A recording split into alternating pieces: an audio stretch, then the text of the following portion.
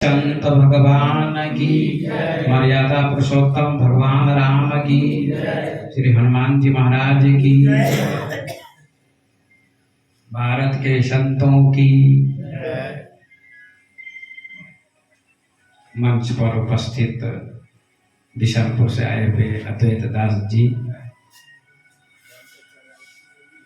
अभिष्बा बाजार से आए हुए भक्त सज्जन वृंद तथा अन्य गांव से भी आए हुए जिज्ञासु सज्जन वृंद, भक्ति मती माता बहनों एवं बच्चों, बड़े सौभाग्य की बात है कि आज भिष्पा बाजार के अंतर्गत डॉक्टर सुरेश जी के क्लिनिक में सत्संग का आयोजन किया गया है। यह सत्संग का आयोजन बहुत पहले होना था, लेकिन अभी हो रहा है, क्योंकि कहावत है समय से पहले और भाग्य से ज्यादा किसी को नहीं मिलता। तो समय पर ही कोई चीज निर्धारित होती है, कोई कार्यक्रम संपन्न हो पाता है। मेरा कार्यक्रम धनहा में था, 1-2 महीने पहले नवंबर में यज्ञ था 9 दिनों का, उसमें मैं प्रवचन देने गया था। 7 दिनों तक मैंने प्रवचन दिया था। वहीं हमारे डॉक्टर सुरेश जी पहुंचे एक दिन शाम के समय, और इन्होंने बातचीत की, निवेदन किया कि बाबा मैं अपने यहाँ कार्यक्रम करना चाहता हूँ और बहुत दिनों से आपकी प्रतीक्षा में था कि आप हमारे यहाँ चलें और सत्संग का कार्यक्रम होना चाहिए आपके द्वारा।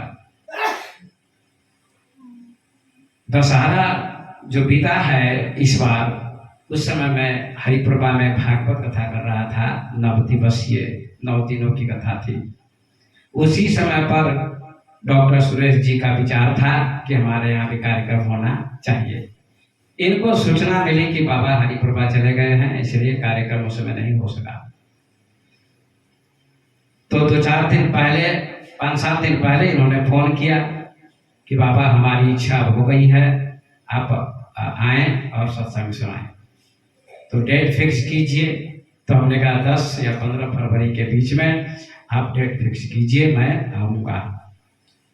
तो 2-3 दिनों के बाद इन्होंने फोन किया कि 15-16 को डेट फिक्स हो गया है।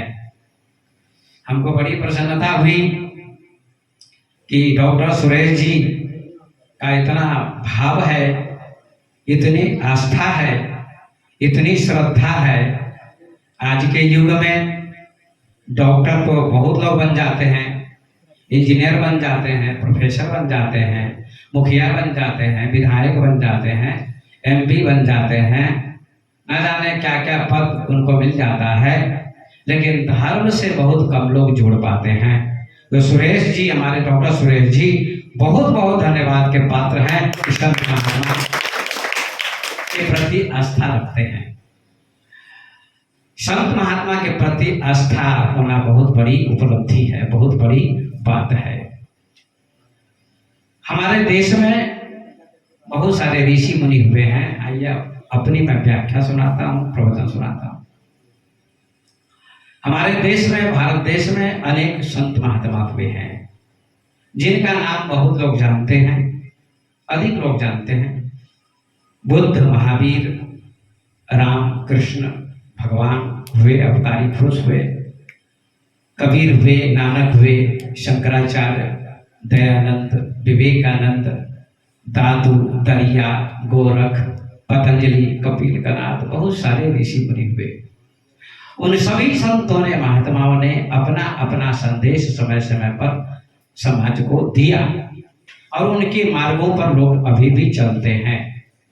बुद्ध ने भी अपना उपदेश किया अहिंसा का और करुणा का, और उनके मानने वाले भी करोड़ों हैं। कबीर ने भी संदेश दिया दया का, सत्य का, और उनके मार्ग पर भी बहुत से लोग चलते हैं और शांति मिलती है, ज्ञान मिलता है, उनके जीवन में प्रकाश आता है, मार्ग मिलता है।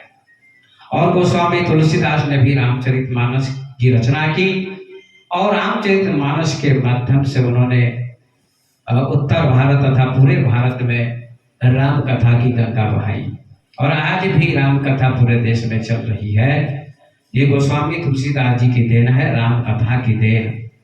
और हिंदू मुसलमानों को इकट्ठा करने का काम, एक करने का काम, समता का संदेश देने का काम कबीर ने किया। और योग का उपदेश देने वाले महर्षि पतंजलि जी हुए हमारे देश में। अर्थात सभी संतों का, महापुरुषों का कुछ न कुछ योगदान है और आज भी उनके मार्गों पर, उनके रास्तों पर लोग चलते हैं। तो आइए सज्जनों, आज मेरा जो विषय है, बहुत दिनों के बाद मेरा यहाँ दोबारा आगमन हुआ है। एक बार हमारे सामने बैठे हैं रामिकवाद जी, इन्होंने पहले निमंत्रित किया था 20-25 साल पहले, बहुत पहले निमंत्रित किया था और एक दो संत भी आए थे, उनका भी प्रवचन हुआ था, मेरा भी हुआ था। अब अभी दोबारा मौका मिला है और ये हमारे डॉक्टर सुरेश जी का श्रेय है, योगदान है। और हॉस्पिटल में, क्लिनिक में रोगियों का इलाज करते हैं, पेशेंट का इलाज करते हैं और बड़ी प्रसिद्धि इनको मिल गई है। हमको भी सूचना मिलती रहती है। एक बार और हमको आने का यहाँ मौका मिला था, कहीं मैं गिर गया था, चोट लग गई थी, मैं नेपाल जा रहा था तो यहाँ आया। अब फ्री में इन्होंने ट्रीटमेंट कर दिया, एक पैसा भी नहीं लिया और थोड़ा सा इलाज हुआ और उसके बाद में यहाँ से गया और ठीक हो गया मैं। इसलिए बहुत बहुत धन्यवाद हमारे डॉक्टर सुरेश जी को।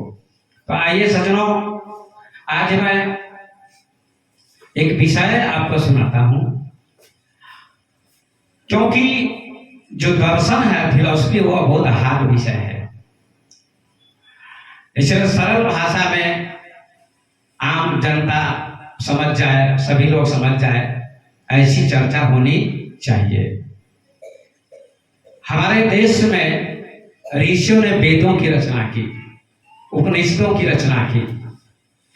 वेद 4 हैं, उपनिषद 108 हैं, पुराण 18 हैं, ऐसे अनेक ग्रंथ हैं। तो वेद के ऋषि बड़े ज्ञानी थे। वेद बहुत कठिन भाषा में लिखे गए हैं, उनको विद्वान लोग ही समझते हैं, सभी लोग समझ नहीं पाते। जैसे कोई पीएचडी करता है तो पीएचडी क्या है, बहुत कठिन मतलब डिग्री होती है, बड़ी डिग्री होती है। पीएचडी बहुत कम लोग कर पाते हैं।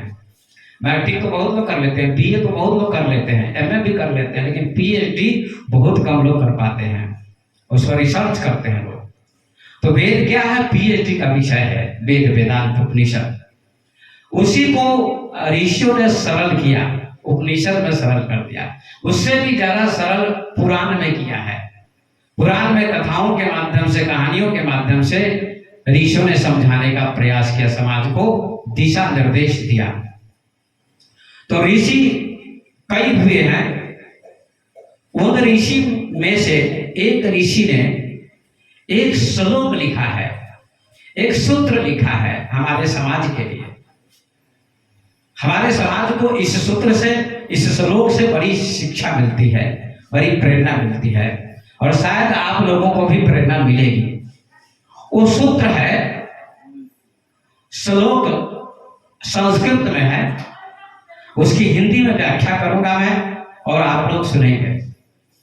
श्लोक है कि आहार निद्रा भय मैथुनञ्च समान मेतत् पशुभिर नराणाम धर्मस्य ही तेषाम अधिकम विशेषो धर्मेण हीना पशुभिः समाना। ये श्लोक है और बहुत कीमती श्लोक है, महत्वपूर्ण श्लोक है। इस श्लोक के माध्यम से ऋषि कहते हैं कि मनुष्य और पशु में क्या अंतर है, यही बताना चाहते हैं। मनुष्य और पशु में क्या अंतर है। आप सभी जानते हैं आज विज्ञान का युग है, शिक्षा का युग है, बहुत लोग पढ़े लिखे हैं, लगभग अधिक लोग पढ़े लिखे हैं। इस पृथ्वी पर कितने लोग हैं, आदमी की कितनी जनसंख्या है, 8 अरब लगभग आदमी की जनसंख्या है। लेकिन सभी लोग अपने आप को मानव मानते हैं, मनुष्य मानते हैं कि हम मनुष्य हैं। ऋषि इस श्लोक के माध्यम से कहते हैं कि मनुष्य कौन है और पशु कौन है, मनुष्य और पशु में कितना अंतर है और कितनी समानता है, इसको समझना आवश्यक है। देखने में सभी मनुष्य हैं, लेकिन सभी मनुष्य नहीं है। मनुष्य का गुण, मनुष्य की विशेषता सब में नहीं है। ऋषि श्लोक के माध्यम से कहते हैं कि 4 बातों में मनुष्य और पशु में समानता है।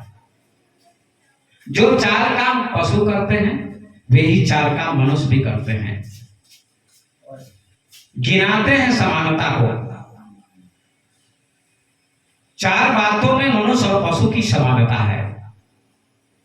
वे कौन सी 4 बातें हैं? ये ऋषि की बात है, ऋषि का सूत्र है, ऋषि का संदेश है। पहली बात ऋषि कहते हैं कि आहार, दूसरी बात कहते हैं नींद, तीसरी बात कहते हैं भय और चौथी बात कहते हैं मैथुन। ये 4 बातें हैं। इन 4 बातों में मनुष्य और पशु की समानता है। आहार, आहार का अर्थ होता है भोजन। आहार का अर्थ भोजन होता है। मनुष्य भी भोजन करता है, पशु पक्षी भी भोजन करते हैं। ये काम तो बराबर हो गया दोनों का। मनुष्य क्या खाता है? चावल दाल सब्जी खाता है, कभी मिठाई खाता है, और कभी कभी गलत चीज भी खा लेता है। गलत चीज का अर्थ मांस, मछली, ये भी खा लेता है। लेकिन पशु का जो भोजन निर्धारित है प्रकृति की तरफ से, वही भोजन पशु करते हैं। जैसे गाय, भैंस, बैल, घोड़ा, गधा, बकरी, ये जो पशु हैं ये कैसा भोजन करते हैं? ये घास खाते हैं, ये भूसा खाते हैं, ये पुआल खाते हैं, और ये शाकाहारी है। ये लोग मांसाहारी नहीं है। इनका जो प्राकृतिक भोजन है, प्रकृति ने जो निर्धारित कर दिया, निश्चित कर दिया है, वे ही खाते हैं। इसके अलावा दूसरा नहीं खाते हैं। और पशु में भी कुछ पशु हैं जो मांसाहारी हैं। शेर, बाघ, कुत्ता, बिल्ली, चीता, तेंदुआ, चूहा, सर्प, ये सब मांसाहारी माने जाते हैं। शेर घास नहीं खाएगा, मर जाएगा तो मर जाएगा, लेकिन घास नहीं खाएगा। बाघ भी घास नहीं खाएगा, चीता भी घास नहीं खाएगा, मांस खाएगा। उसको मांस चाहिए। ऐसी रचना उसकी, ऐसी बनावट है, प्राकृतिक बनावट है कि वो केवल मांस खाते हैं, घास नहीं खा सकते। लेकिन आदमी ऐसा प्राणी है जो मांस भी खाता है और चावल दाल सब्जी भी खाता है, दूध भी पीता है, मिठाई भी खाता है। मनुष्य सर्वाहारी है। मनुष्य को सर्वाहारी कुछ लोगों ने कहा, यद्यपि मनुष्य शाकाहारी है, सर्वाहारी नहीं है, फिर भी सर्वाहारी बन जाता है। मनुष्य को मांस खाने का अधिकार नहीं है, मनुष्य को मछली खाने का अधिकार नहीं है, लेकिन फिर भी खाता है। और पढ़े लिखे लोग भी खाते हैं। साधारण लोगों की बात तो अलग है, पढ़े लिखे लोग भी खाते हैं मांस। क्यों खाते हैं? हमारे देश के गांधी जी, जिनको राष्ट्रपिता कहा जाता है, वे बाद में शाकाहारी हुए। 6 बार उन्होंने 3 साल में 6 बार मांस खाया। कुछ लोगों ने कहा, उनके साथियों ने कहा, गांधी जी अंग्रेजों से तभी सामना आप कर सकेंगे, अंग्रेजों का सामना जब आप बलिष्ठ होंगे, बलवान होंगे, तब अंग्रेजों का सामना किया जा सकता है। तो गांधी जी ने कहा फिर क्या करें हम? तो कहा आप मांस खाइए। मांसाहारी साथियों ने कहा मांस खाइए, उनकी आत्मकथा में लिखा है। तो गांधी जी ने कहा मांस खाने से ताकत आएगी, बल आएगा, आएगा, और अंग्रेजों का सामना कर सकते हैं हम सभी लोग मिलकर। तो गांधी जी ने कहा ठीक है, लेकिन माता पिता से छुप के खाना होगा। तो खाने लगे। 6 बार उन्होंने मांस खाया, 3 साल में 6 बार। और रात को सपना आया कभी कभी कि मेरी छाती पर बैठकर मेरी गर्दन को कोई काट रहा है। ऐसा सपना उनको आता था, कई बार ऐसा सपना आया। गांधी जी ने कहा शायद मैं मांस खाता हूं, इसका फल मुझे भोगना पड़ रहा है। स्वप्न में मेरी गर्दन को काटने के लिए कोई तैयार रहता है, मेरी गर्दन पर कोई छुरी चलाता है। इसका मतलब कि मांस नहीं खाना चाहिए, हत्या नहीं करनी चाहिए, ये गलत काम है। क्योंकि संतों ने कहा कि जाका गला काटिए, उसका गला कटाए और राम के दरबार में बदला कहीं न जाए, बदला देना पड़ता है। इसलिए किसी की हत्या मत करो। हत्या करना सबसे बड़ा पाप है। 1 जनवरी आती है हर साल, जरा चिंतन कीजिए आप लोग। 1 जनवरी के दिन क्या होता है? 1 जनवरी के दिन लाखों जीव काटे जाते हैं, मुर्गे काटे जाते हैं। जनवरी में अभी होली आ रही, होली में भी कटेंगे। और 1 जनवरी के दिन भी, 9 वर्ष के दिन भी कटते हैं। लाखों मुर्गे काटे जाते हैं, खस्सी काटे जाते हैं। और हमने देखा मोटरसाइकिल पर मुर्गों को लेकर के लोग चलते हैं और उल्टा लटका के ले जाते हैं। अब बताइए, आपको उल्टा लटका दिया जाए 1 घंटा, तब क्या हालत होगी? उनको पता ही नहीं है कि हम उल्टा लटका के ले जा रहे हैं मुर्गे को, और उनको काट दिया जाता है। 1 जनवरी उत्सव मनाते हैं, नया वर्ष मनाते हैं। मैं प्रत्येक नया वर्ष में बोलता हूँ, प्रवचन देता हूँ, यूट्यूब पर मेरा प्रवचन आता है, हर विषय पर बोलता रहता हूँ। 1 जनवरी के दिन लाखों जीवों की हत्या होती है, लाखों बकरे काटे जाते हैं, लाखों मुर्गे काटे जाते हैं, खून की नदी बहती है, गांव गांव में खून बहता है। क्या यही उत्सव है? क्या यही नया वर्ष है?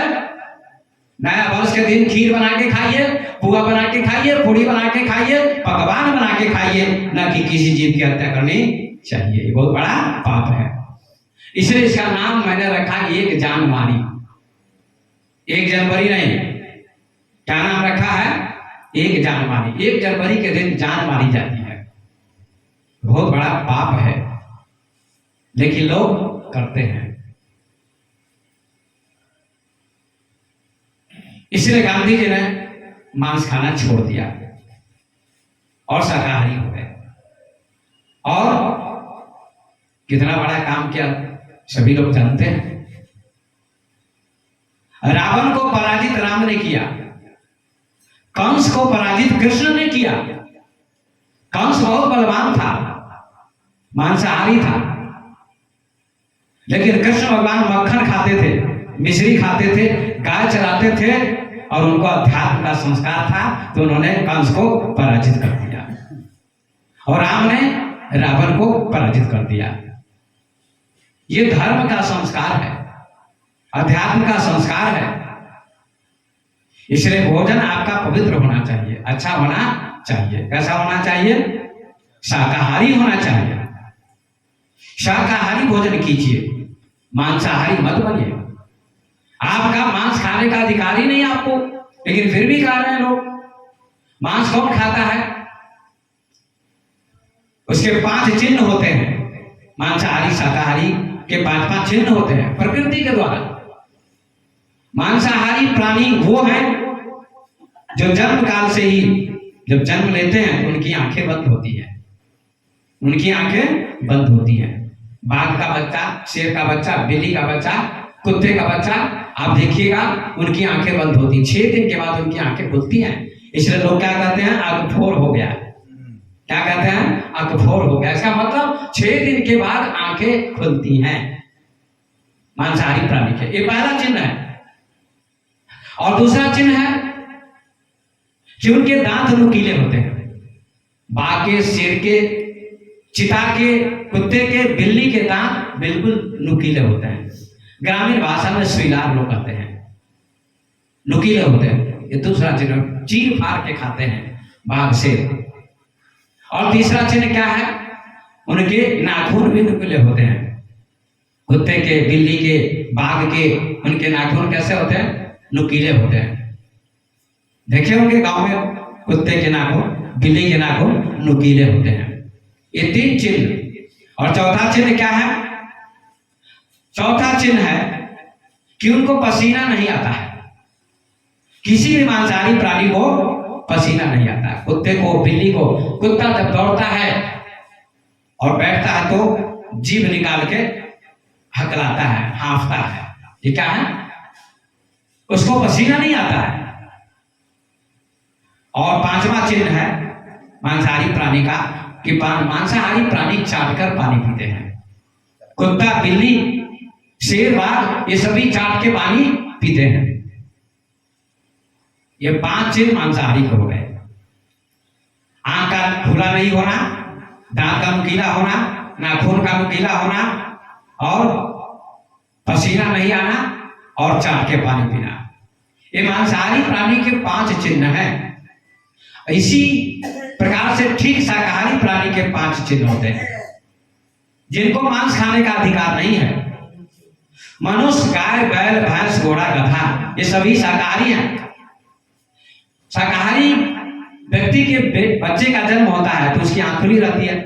जैसे मनुष्य का बच्चा, लड़की हो या लड़का, गाय का बच्चा, भैंस का बच्चा, बकरी का बच्चा, इनके बच्चे की आंखें खुली होती हैं।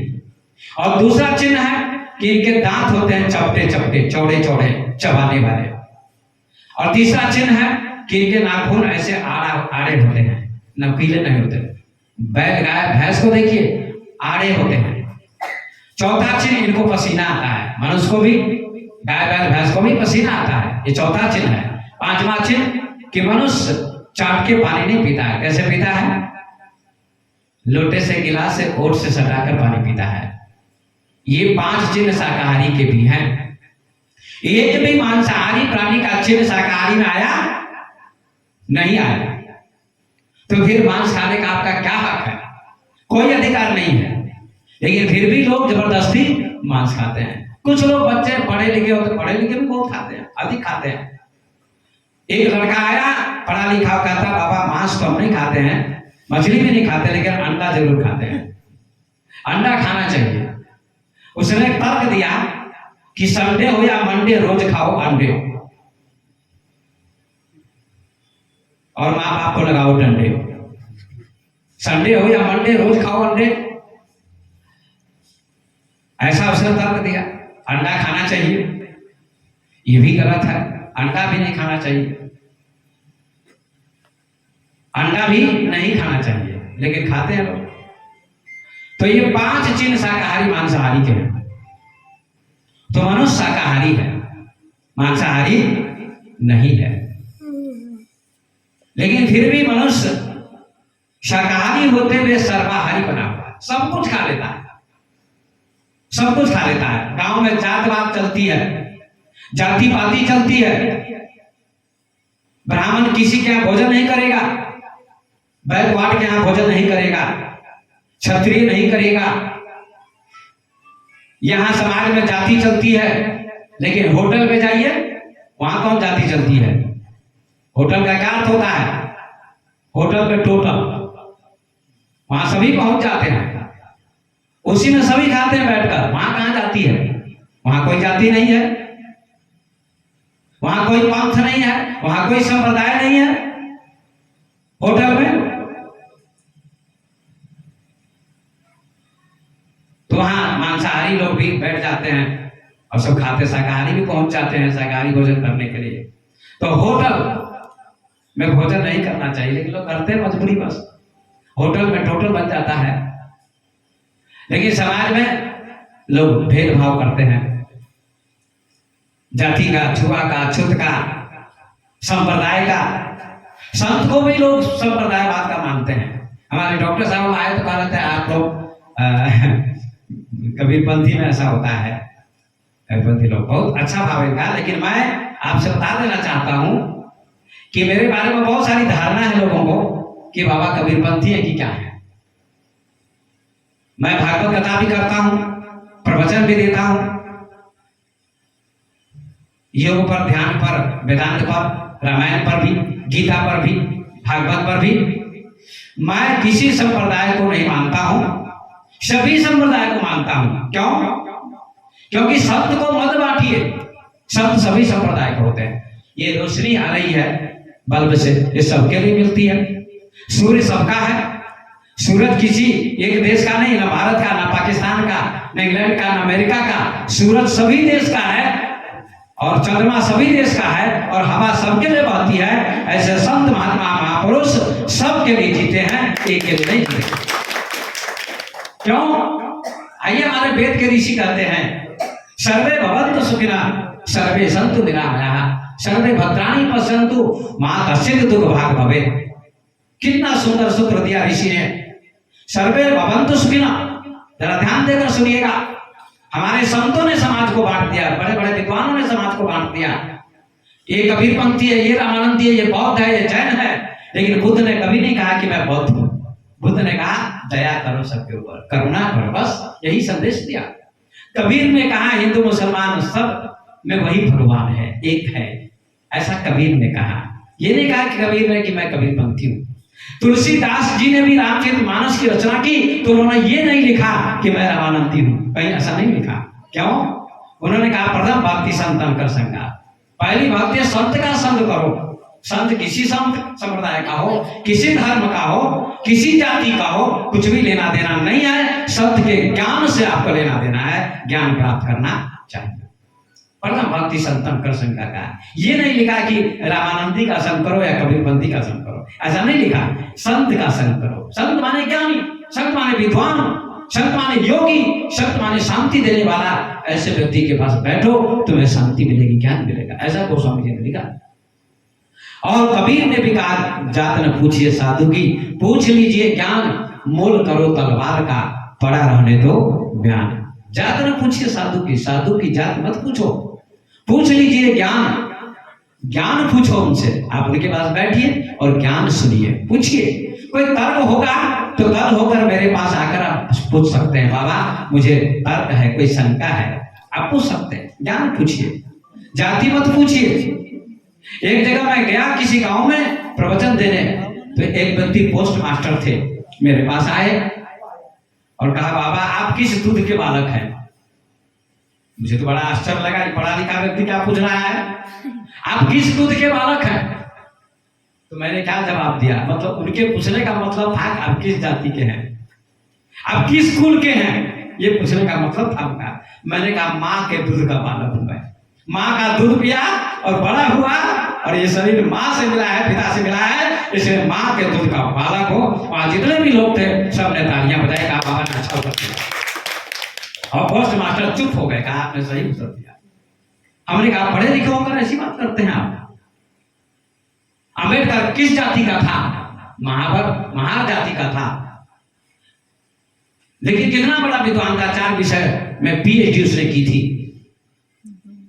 और संविधान की रचना की और जातिवाद की धज्जियां उड़ाई। कितना उनका अपमान हुआ देश में, बहुत अपमान हुआ कि नीच जाति के हैं, उनको पानी नहीं पीने दिया जाता था पाइप पर, इतनी घृणा उनसे की जाती थी अम्बेडकर के साथ। तो अम्बेडकर ने पुस्तक लिखी जाति का विनाश। भगवान के घर में कोई जाति नहीं है, परमात्मा के घर में कोई जाति नहीं है, धर्म के घर में कोई जाति नहीं है। हनुमान जी महाराज गए मां जानकी का पता लगाने समुद्र पार करके, तो जानकी जी का दर्शन हुआ और जब जानकी जी का दर्शन हुआ तो हनुमान जी ने क्या कहा, जानकी जी ने क्या कहा, हनुमान जी को जब देखा तो जानकी जी प्रसन्न हो गई, मुदित हो गई, प्रसन्न हो गई, आनंदित हो गई और उन्होंने क्या कहा, बहुत सुंदर चौपाई है, सुंदर कांड की चौपाई है। क्या है, हरि जन जानी प्रीत अति बाढ़ी, सजल नयन पुल का बलि ठाढ़ी। हरिजन जाने प्रीति अति बाढ़ी। क्या सुंदर विवेचन किया तुलसीदास जी ने। हरिजन जानकर सीता जी को प्रसन्नता हुई। हरिजन माने भगवान के भक्त, हरिजन माने भगवान के भक्त। आज हरिजन किसको कहते हैं? नीच जाति के लोगों को हरिजन कहा जाता है। बैकवर्ड फॉरवर्ड ये नारा दिया जाता है। आज भी ये कोड समाज में बना हुआ है और इसका उन्मूलन विवेकानंद ने, कबीर ने, बुद्ध ने किया और अंबेडकर ने किया कि जातिवाद समाज का कोड है, कुष्ठ रोग है, इसको दूर करना आवश्यक है। सभी परमात्मा के यहां से समान रूप से आए हैं, सबके अंदर वही आत्मा है, वही दो आंखें, दो कान, एक नाक, दो हाथ, दो पैर, एक मुंह। जितने अंग ब्राह्मण के हैं उतने अंग सबके, जितने अंग नरेंद्र मोदी के हैं उतने अंग आपके हैं। केवल कर्मों का अंतर है। व्यक्ति कर्म से महान बनता है, जाति से महान नहीं बनता है। कर्म प्रधान विश्व पर राखा, जो जस करे सो तस फल चाखा। ये भी गोस्वामी जी ने लिखा। कर्म की प्रधानता, जाति की प्रधानता नहीं है। कान खोल कर सुन लीजिए आप लोग। कर्म प्रधान विश्व कर राखा, जो जस करे सो तस फल चाखा। कर्म की प्रधानता, जाति की प्रधानता नहीं बताई गई है। जो जस करे सो तस फल चाखा, जो जैसा करेगा वैसा फल पाएगा। इसलिए कर्म व्यक्ति को अच्छा करना चाहिए। और यहाँ सीता जी कहते हरिजन जाने प्रीत अति बाढ़ी। हरिजन माने राम के भक्त हनुमान आए हैं, इनको देखकर मेरे मन में बहुत प्रेम बढ़ रहा है। प्रीति अति बाढ़ी, सजल नयन कुल काबरी ठाड़ी। उनकी आंखों से आंसू बहने लगे और रोम खड़े हो गए। इतनी प्रसन्न हुई जानकी जी।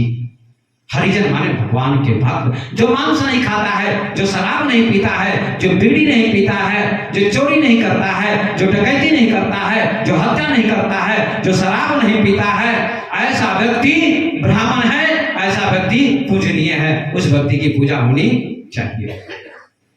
इसलिए इसको सभी लोग समझे।